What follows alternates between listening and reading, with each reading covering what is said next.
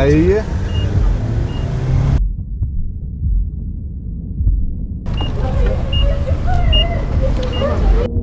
صار عنا 5 بنات و3 جوادين. بمسح بشواربك الارض، سمعت ولا لا؟ شوف اللي بجيبته كلهم سوريين.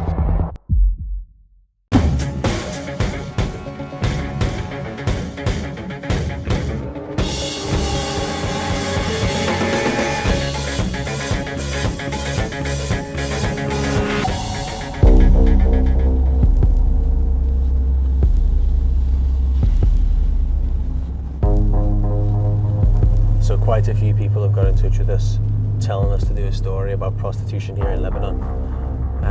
So we find ourselves in its red light district, which is actually a lot bigger than I expected it would be. We're on our way to a cabaret, also known as a super nightclub, to meet a guy called Tony Hanna. I'm still not really sure what a super nightclub is. I've heard many things, but I'm not sure whether it's a nightclub, a strip club, or even a brothel. And we're going to find out soon because we're nearly there.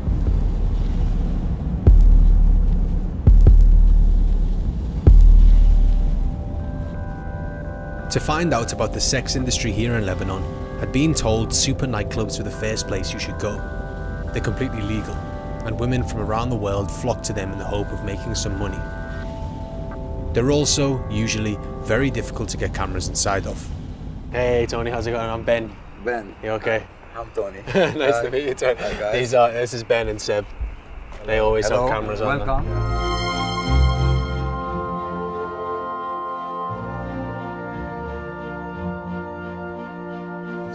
Oh wow, look at this place. Is it a strip club? Is that what it is? No, it's not strip club. It's not allowed strip. You can't show boobies? No, boobies? What is a super nightclub? For me, I don't call super nightclub. It's cabaret. It's a cabaret. It's a cabaret. Is this where the magic happens? Large cabaret On the second floor. Oh, on the second floor, really? What happens on the second floor? Magic. On the magic? Yeah. All right. Prostitution is illegal in Lebanon, and Tony assured me that no sex happens on the premises. He said women who work here just sit and drink with the men who come in. Outside the club, they're free to do what they want. Do you think some of the girls have sex with the clients in their own time? Honestly, most of the girls come without sex. They will not make money. You understand? Officially, the girls are just here as artists, and Tony says he makes his money from the drinks bought by customers. Hey Tony, is this your office? Oh, it's in here. Oh, look at this. Looks like the president's office. Tony, I'm gonna eat one. I'm gonna try one of the chocolates. That's for you. Do you see most of the girls who work here? Are they prostitutes? They are all of them prostitute. Different. Yes. They sell them body for money. Let's take a dirty way. They're prostitute. Why every prostitute they have pimp? Why they have pimp? It was my job to protect the girls. I treat them like a lady. I treat the hooker like a lady. But I don't show them they are hooker. What is your perfect type of girl to work here? It's a perfect girl for every man. They're a beautiful girl, not smart, beautiful, but Tony says that he looks after the women. As well as giving them work, he also gives them accommodation at a hotel, but they're kept under strict controls. until 1 o'clock they cannot go out from hotel. Until 1 It's p.m. like in jail. Honestly, they're not allowed to leave. No. After 1 o'clock, they want to go with customers, they are free. It does sound like being in a jail. You don't think so? Don't? Yeah. Yes. I was shocked to find out that the girls were locked up, but incredibly, Tony said it was something the authorities encouraged. Women who come to Lebanon to work in super nightclubs sign contracts, which restrict what they can do. That sounds like a crazy rule. Yes, it's crazy rules. It sounds like a Strange crazy rules. rule. Are they happy with that? No, sure not. So Sure is not. that not And- then wrong? Who care? Don't come here. Some girls, they come. Are you like the biggest pimp in Lebanon? I'm most famous one. Most Yeah. famous pimp. It smells like a strip club of sadness and alcohol. After we stopped talking to Tony, the girls started pouring in. There were around 40 of them, most with blonde hair and from Eastern Europe. We're showing Tony's club, and we're showing the the cabarets here, the documentary for the BBC. Even though Tony made it clear that no sex was happening on the premises, I noticed that girls were going upstairs with clients. You don't have to show your face. I'm from Russian Federation. You are taking my time. Okay, sorry. Let's just go. Nothing. Yeah, I don't ask you. We tried our best to talk to some of the girls in the super nightclub, but we had no luck, and we were quickly asked to leave. You can see the bus that they all came on. They all just get kind of carted in at a certain time, and then they go inside and they just sit on chairs, wait for guys to come and talk to them, and then go upstairs with them to do who knows what. And I just don't know what you could call it other than prostitution. I wanted to find out about the lives of some of these women in the club. I got one of their numbers, and over text, she confirmed that they had to stay in the hotel between specific times, and said she was told it was so that they could rest. But when I asked her what she thought about it, she didn't reply.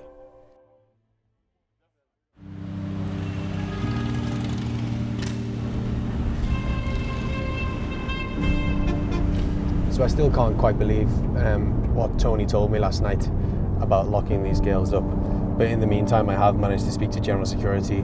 These are the people in charge of licensing these super nightclubs. They're the ones who are basically immigration here. I spoke to them briefly on the phone, and amazingly enough, they said, yes, this is the law, women are locked up, but they wouldn't quite tell me why. General Security later replied to our questions by email and said the women are made to remain indoors from 5 a.m. to 1 p.m. for their own safety and to limit prostitution. So it's now 12:10. We're heading to Tony's hotel because I'm very intrigued to see what actually happens at 1 p.m. when these doors are unlocked. It's definitely this. Yeah, this is it. Okay. See, just unlocked that door. Oh, look, there's people coming out. The door is open now. Nearly as soon as we got to the hotel, we were spotted by two people who tried to stop us filming. Right, the guys are here, let's go. Come and see. But the hotel was open. We came to the same spot a few days earlier before 1 p.m. and the whole place seemed to be locked down. There's that guy. Is he behind us? He's not the Terminator. Our chances of speaking to any of the women now seemed small, but there was someone who knew about the lives they led. Rada worked trying to help people forced into prostitution, and I agreed to meet her. All right, yeah, very nice to meet you. Thank you for joining me. How is it legal? I don't understand. I mean, how is it legal to say you have to lock up women? Because the purpose, according to them, is for these women not to be visible. Because formally, officially, prostitution is forbidden. What we saw before we left was essentially guys going onto the girls, then the girls going upstairs with some men. I mean, what happens there? The sex buyer would point out to a specific woman, and he will invite her to sit with him at the table at the super nightclub. And if he likes her, he would open a virtual bottle of champagne to buy her services the next day. So many of these places. Mm-hmm. Is there that much of a demand for it? Lebanon used to be a sex tourist attraction. Nowadays, it may be less in demand because there's a lot of street prostitution. We're having a lot of Syrian refugees. The business has moved from these kind of high-class super nightclubs to the streets. The market has changed a little bit. Rada was telling me it's not just Eastern Europeans caught up in Lebanon's sex world. Increasingly, Syrian refugees are turning to selling sex to try and survive. Just last year, police raided a brothel where 75 Syrians had been held for up to 4 years, tortured and forced to have sex up to 10 times a day.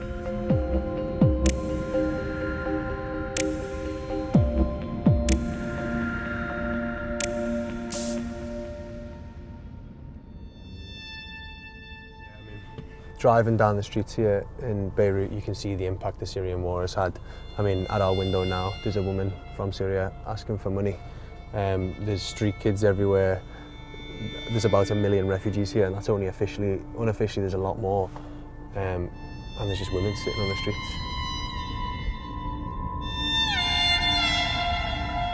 انت من وين؟ من وين؟ أنا من الشام. الشام.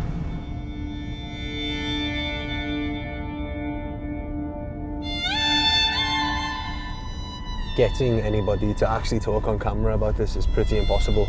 Most of the girls on the streets haven't told anybody that they have a life in prostitution, and definitely haven't told the families because they're scared that they'll reject them.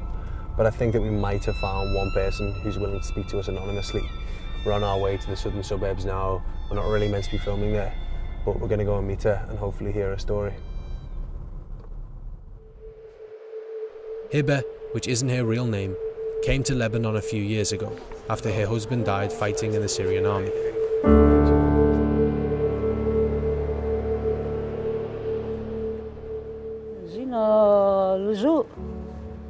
So what do you do now in Lebanon?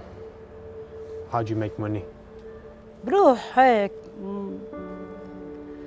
واحد هيك بس مش كل يوم. Hiba's life in prostitution started when she met a man in her local market. How did it happen?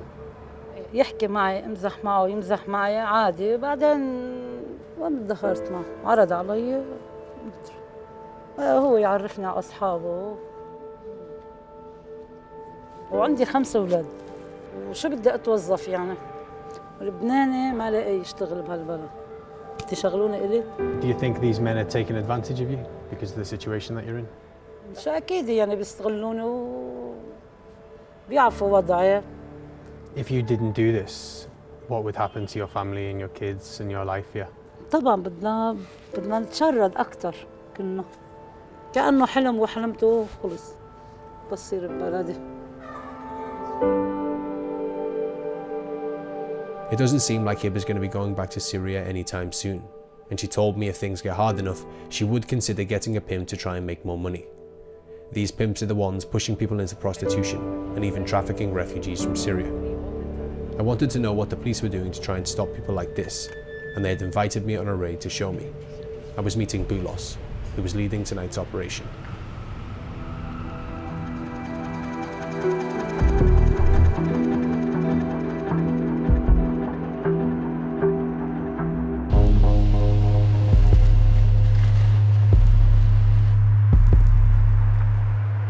So what are we doing now? هلا نحن رايحين الدوريات عم تنتشر حول الاوتيل عم تثبت مراكزها. Boulos and his team had been messaging women undercover using messaging apps like WhatsApp and WeChat. They'd arranged to meet them at a nearby hotel and were hoping to catch them, and the pimps they presume would be dropping them off. What do you say in the messages? وانت حاطه رقمك على الانترنت اذا في مجال نظهر اليوم معك قد ايه بتاخدي اذا في معك حدا من رفقاتك لان نحن اكثر من شاب تنقدر نضبط اكبر عدد ممكن من البنات.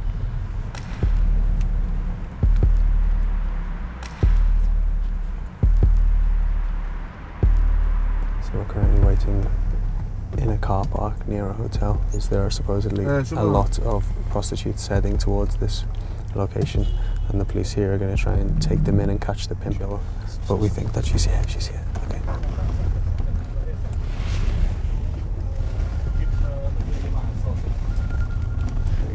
هي Wait, they're blocking the road off now.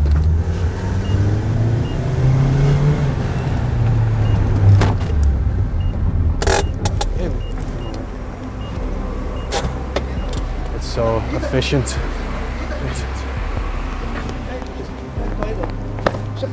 اتركوا تلاك اسمع شوي. في كاميرا عم تصورك بمسح بشواربك الارض. سمعت ولا لا؟ سمعت ولا لا؟ They've got 2 women in the cars and 2 pimps. We're just lining them up. This is a public road. They haven't even closed the road up.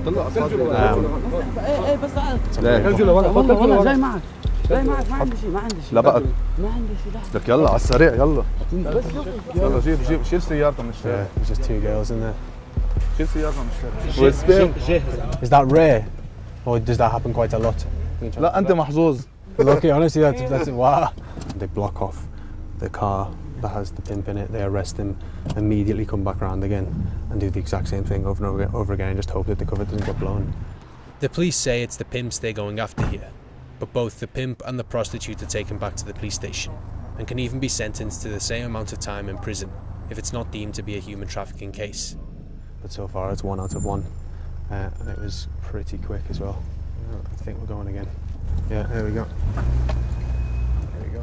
Usually, the police are lucky to get 1 woman and 1 pimp on these raids, but tonight was a different story. طب وطي الكاميرا وطي الكاميرا. They were arresting so many women that they had to use our car to take them away. 2 of us had to get out to make space. دورية تحري ولا كلمة ولا كلمة ولا كلمة. زين زل من عندك. نزليهم. زلوا ايه انطرونا هونيك. سي انطرونا هونيك. اعطيني ال 200,000 معي.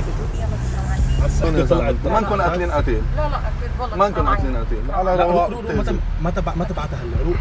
انسان. Here they are. نزل من السيارة دورية تحري نزل من السيارة ونزل من السيارة. But the raid kept on going. Meanwhile, you just got like the public just sitting there watching, and still the cover hasn't been blown. We've been here for 40 minutes. They've arrested so many people, and they still keep coming. In total, 7 girls were arrested and 3 pimps, all but one of whom was Syrian.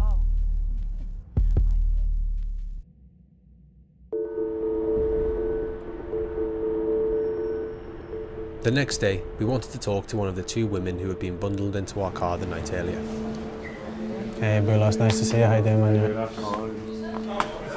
Yeah, you can see all the clothes from the people they've caught. There's like bras, coats, knickers. And there's loads of people in this room to the left of me.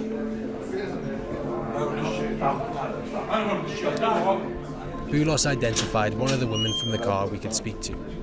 She was from Syria. What's going to happen to her now? What happens?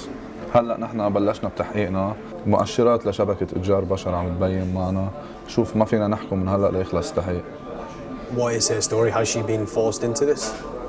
إنه إيه شرحت لنا إنه هي عم تشتغل هيك نتيجة أوضاع اقتصادية كتير شوي، أما عندها عملية قلب كرمال هيك هي بسوريا وما في معها مصاري.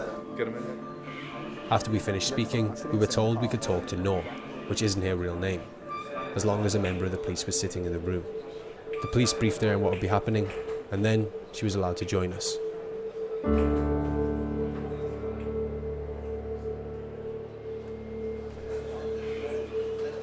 How did you end up in Lebanon? رفيقة لإلي قالت لي إنه هي صار لها هون زمان يعني، وهي اتصلت فيني وشجعتني إني إجي وهيك. باخدك معي وبتاخدي هيك.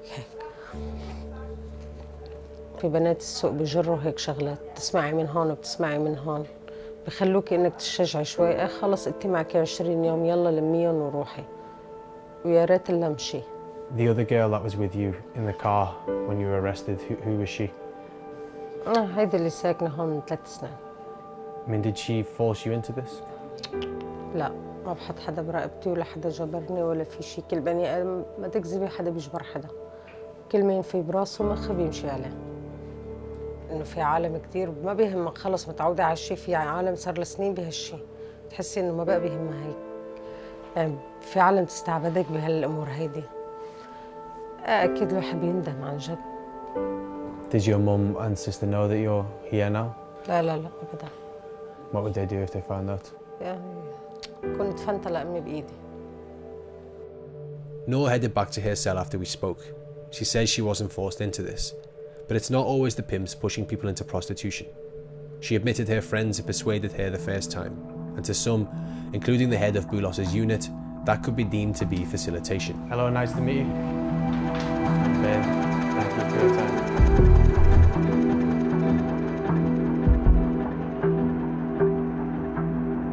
Yeah, thank you for meeting us. I like your shoes. If sentenced with prostitution, the women can theoretically spend as much time in jail as the pimps. So I wanted to know why the police were arresting people like Noor and placing them in jail instead of the super nightclub owners who seem to be so openly facilitating sex. Sorry, making documentaries. Okay. Do you see these Syrian women who come here and enter the sex industry as criminals or victims?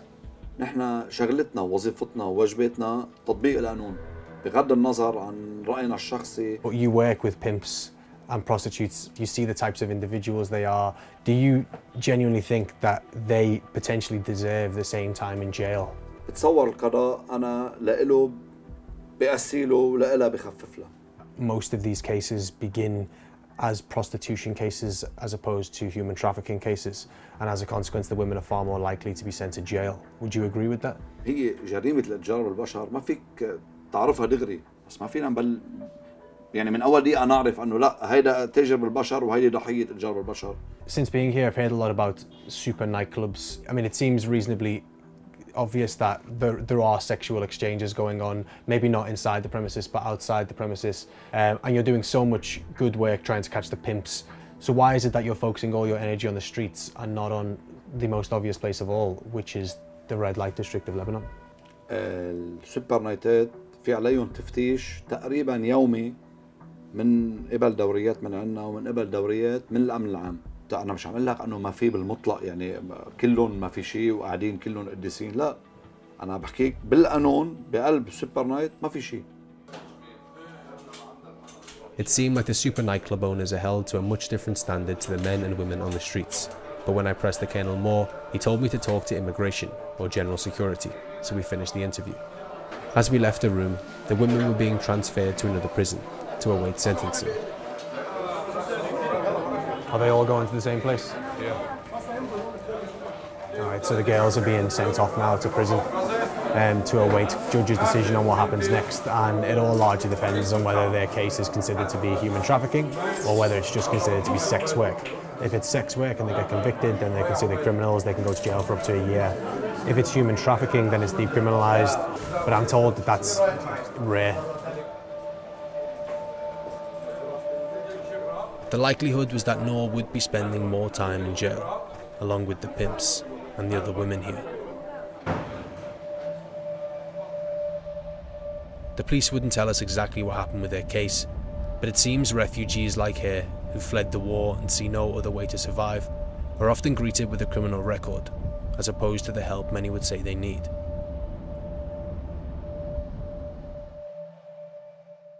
You're going to be on the BBC. Like this? It's super common here to sleep with hookers. Some of the refugees also are being obliged to work in prostitution. I'm Syrian, I have a Syrian passport, so there's no place for me. When you see poor people on the streets like begging, it actually breaks your heart, you know? I don't mind having refugees in Lebanon, but at the same time there's always a limit. A lot of people have problems with a lot of the Syrians because they actually consider that they're taking their jobs. Like they don't have a choice, I guess. I think actually Lebanese people are abusing the Syrians and pimping them in a way to make more money. But these people are just seeking refuge. And they don't like to be called refugees, they just want to go back.